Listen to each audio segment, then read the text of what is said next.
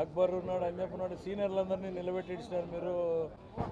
అక్బర్ ఉన్నాడు అన్యప్ ఉన్నాడు సీనియర్లందరినీ నిలబెట్టి ఇచ్చినారు మీరు.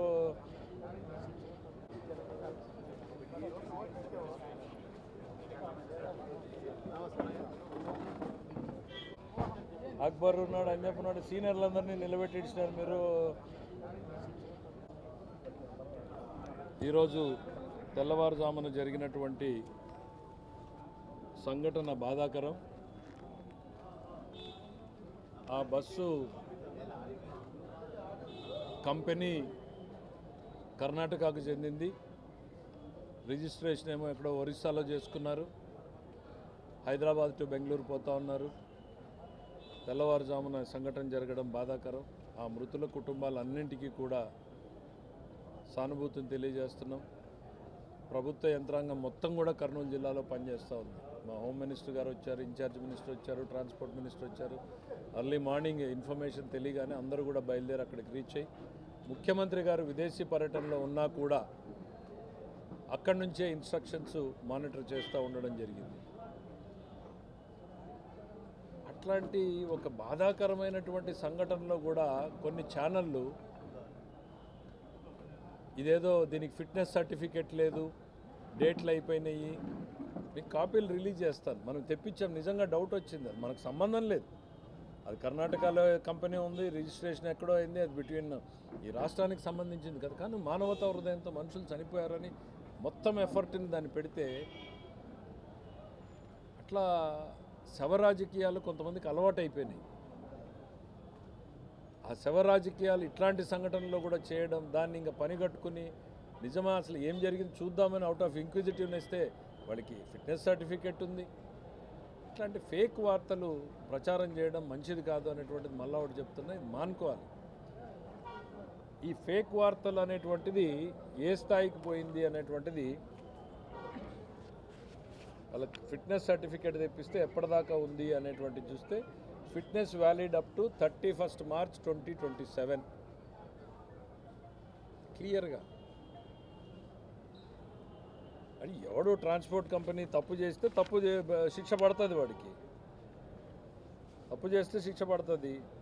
అది ఏదో రాష్ట్రానికి సంబంధించింది, ఇన్సిడెంట్ జరిగింది, మానవతా దృక్పథంతో ప్రభుత్వం వెంటనే స్పందిస్తే దాని మీద కూడా పోయి ఫేక్ ప్రచారం వీళ్ళకి అలవాటు అయిపోయింది. ఏంటి పింక్ డైమండ్ అని చెప్పి మొదలుపెట్టారు, కోర్టుకు వెళ్ళారు సిబిఐ విచారణ జరిపించాలని, గవర్నమెంట్ రాగానే విత్డ్రా చేసుకున్నారు. గొడ్డలి పోటు అన్నారు, బాబాయ్ హత్యలో నారాసుర రక్త చరిత్ర అన్నారు, సిబిఐ కేసు అన్నారు, గవర్నమెంట్లోకి రాగానే విత్డ్రా చేసుకున్నారు.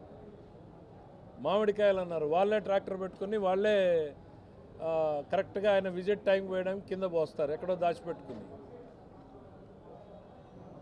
ప్రతి ఒక్క దాంట్లోనూ ఫేక్ రాజకీయాలు చేసుకుంటూ ప్రజలతో ఈ రకంగా మభ్యపెట్టాలనేటువంటి ప్రయత్నం నిజంగా బాధాకరం.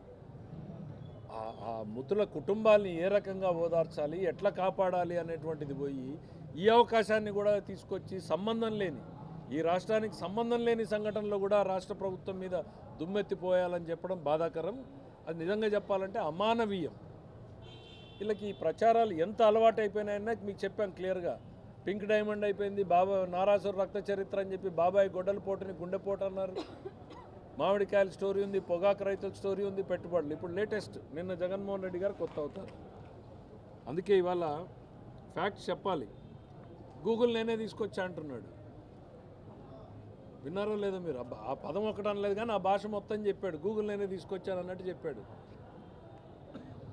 జగన్మోహన్ రెడ్డి గారు. మనలో మాట, కొన్ని సబ్జెక్టులు కొందరికి సూట్ అవ్వవు, కొన్ని వదిలేస్తే మంచిది. మనం మాట్లాడచ్చు, మనం భూమ్ మాట్లాడదాం, ప్రెసిడెంట్ మెడల్ మాట్లాడదాం, లేకపోతే ఇంకా చాలా ఉన్నాయి మన బ్రాండ్లు, వాటి గురించి మాట్లాడదాం. Perfect, you are the king. దాంట్లో ఆ బ్రాండ్లలో మీరు ట్రేడ్ మార్కు, బ్రాండ్ అంబాసిడరు అన్నీ మీవే. ఇన్ఫర్మేషన్ టెక్నాలజీ అంటే ఈరోజు ప్రపంచం చంద్రబాబు వైపు చూస్తూ ఉంటే మీరేదో గూగుల్ అంటున్నారు. ఒక 5 నిమిషాలు టైం ఇస్తాను మీకు, కనీసం ఆ స్పెల్లింగ్ ఒకసారి చెప్పండి, కంపెనీ ఎక్కడుందో చెప్పండి. ఎందుకు ఇట్లాంటి మాటలు జగన్మోహన్ రెడ్డి గారు? ఆయన ఏదో నేను 2023లోనే గూగుల్ని అదానీ రూపంలో తీసుకొచ్చేసాను, అదే మొదలైంది అనేటువంటిది ఆయన మాట్లాడుతున్నారు. ప్రజలకు కొన్ని వాస్తవాలు వివరించాలనుకుంటున్నాను. ఆయన కన్ఫ్యూజ్ అవుతున్నాడు. అదానీ డేటా సెంటర్ వేరు, గూగుల్ డేటా సెంటర్ వేరు. ఆయన అదానీ డేటా సెంటర్కి నేను 2023లో జీవో ఇచ్చాను, అదే ఇప్పుడు రూపాంతరం చెందింది, వాళ్ళు కూడా ట్వీట్ చేశారు అని చెప్తున్నారు. జగన్మోహన్ రెడ్డి గారికి క్లారిటీ ఇవ్వదలుచుకున్నాం. పోనీ అదానీ నువ్వు తెచ్చావని నువ్వు భ్రమపడుతున్నావేమో. 12/2/2019 ఈ జీవోలు తీసేయండి, నేను అడిగింది ఈ జీవో కాపీలు తీసేయండి. 12/2/2019 అంటే గతంలో చంద్రబాబు నాయుడు గారు ముఖ్యమంత్రిగా, నారా లోకేష్ గారు ఐటీ మినిస్టర్గా ఉన్నప్పుడు అదానీ ఎంటర్ప్రైజెస్ 2019 జీవో. ఆ రోజున అదానీ ఎంటర్ప్రైజెస్ని మొట్టమొదటిసారి విశాఖపట్నానికి ల్యాండ్ అలొకేట్ చేస్తూ 89 ఎకరాలు ఒక దగ్గర, 300 ఎకరాలు ఒక దగ్గర, 100 ఎకరాలు ఒక దగ్గర వాళ్ళకి అలాట్ చేయడం జరిగింది. ఆ తర్వాత 2021లో మీరు వచ్చారు. వచ్చిన తర్వాత ఏం చేశారు? దాన్ని పడుకోబెట్టారు, ఏమీ చేయలేదు. మొత్తం మీరు ఇచ్చింది తర్వాత ఏం చేశారంటే 30 మెగావాట్ల ప్రాజెక్ట్ అన్నారు. ఇదిగో జీవోలు, మీరు ఇచ్చినటువంటి జీవోలు. ఆ తర్వాత దాన్ని మోడిఫై చేసి ఒక 3 జీవోలు ఇచ్చారు.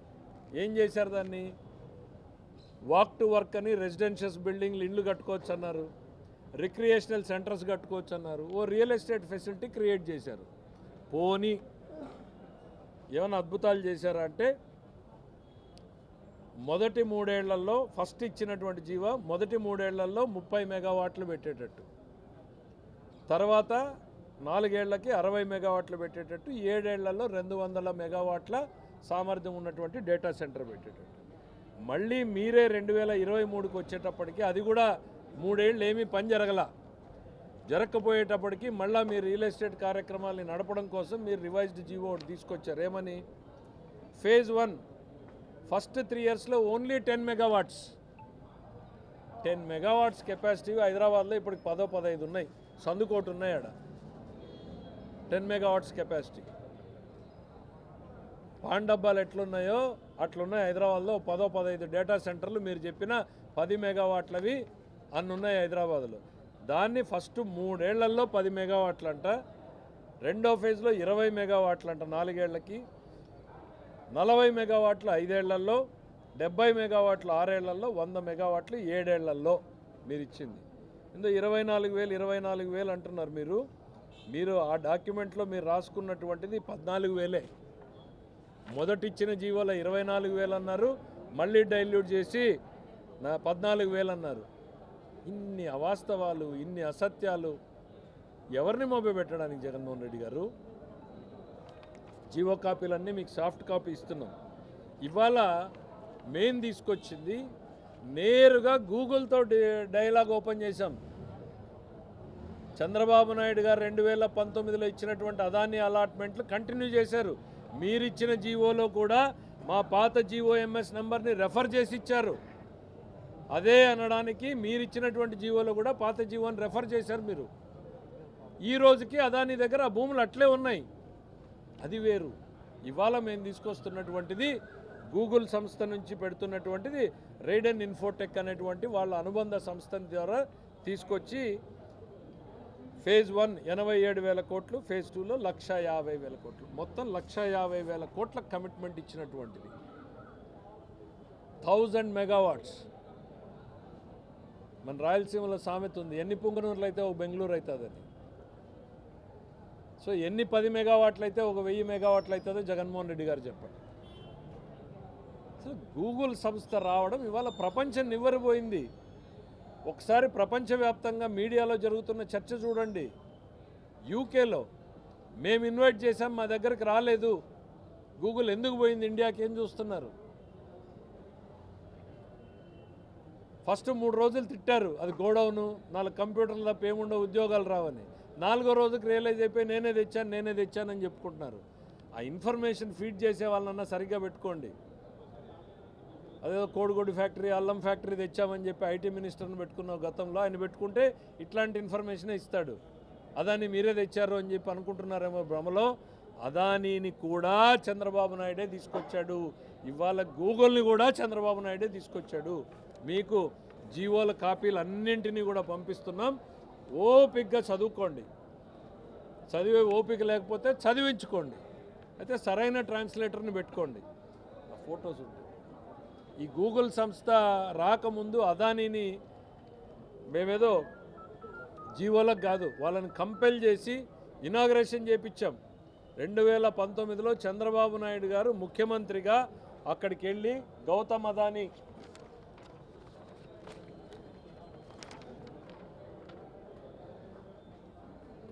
అదానీ గారు విశాఖపట్నంలో అదానీ డేటా సెంటర్ ప్రారంభానికి చంద్రబాబు చేతుల మీద జరిగింది 2019లో. చెప్పాను కదా జగన్మోహన్ రెడ్డి గారు, ఐటీ అనేది మన సబ్జెక్ట్ కాదు, మన టాపిక్ కాదు. ఎందుకు చెప్పు దాంట్లో ఓనర్షిప్ తీసుకోవాలనే తపన తాపత్రయం. నాకు కూడా 100 ఆలోచనలు ఉంటాయి. అన్నీ సాధ్యం కావు.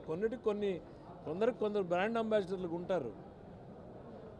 ఇట్లా ఈ ఫేక్ ప్రచారాలు మానండి మీరు. శవాల మీద రాజకీయం. ఓ పెట్టుబడి వస్తే పెట్టుబడిని తిట్టడం, లేదు ప్రజల్లోకి బాగా పోతుందంటే ఓన్ చేసుకునేటువంటి ప్రయత్నం చేయడం. అసలు హైదరాబాద్ జిఎంఆర్ ఎయిర్పోర్ట్ గురించి చెప్పాడు. బహుశా ఆయన అప్పుడు రాజకీయాల్లో కూడా లేడు. ల్యాండ్ ఎక్విజిషన్ ఎవరు చేసి పెట్టారు ఆ ప్రాజెక్ట్కి? చంద్రబాబు నాయుడు గారు. మర్చిపోయినట్టున్నారు. అగ్రిమెంట్లు మొత్తం చేసిన తర్వాత గవర్నమెంట్లు మారే క్రమంలో ఒకరోజు ఓపెన్ చేస్తూ ఉంటారు. ఇంకా జగన్మోహన్ రెడ్డి గారు లిక్కర్ మీద చాలా మాట్లాడారు. లిక్కర్ మీద ఆయన మాట్లాడుతూ ఏదో ఈ రాష్ట్రంలో ఘోరాలు జరుగుతున్నాయన్నట్టుగా మాట్లాడుతూ ఉన్నటువంటి పరిస్థితులు వచ్చినాయి. జగన్మోహన్ రెడ్డి గారికి స్పష్టం చేయదలుచుకున్నాం. ఉక్కు పాదంతో అణిచివేయడానికి సిద్ధంగా ఉంది. ఎక్కడైనా అక్రమ మద్యంతో సంబంధం ఉన్న వాళ్ళు ఎంతటి వాళ్ళైనా సరే ఉక్కు పాదంతో అణిచివేస్తాం. గంజాయి బ్యాచ్ మీద ఎట్లా ఉందో ఇవాళ అక్రమ మద్యం మీద కూడా పడుతున్నాం. మీరేమన్నా అక్రమ మద్యాన్ని బయటకు తీసుకొచ్చారా? మా ప్రభుత్వం తీసుకొచ్చింది.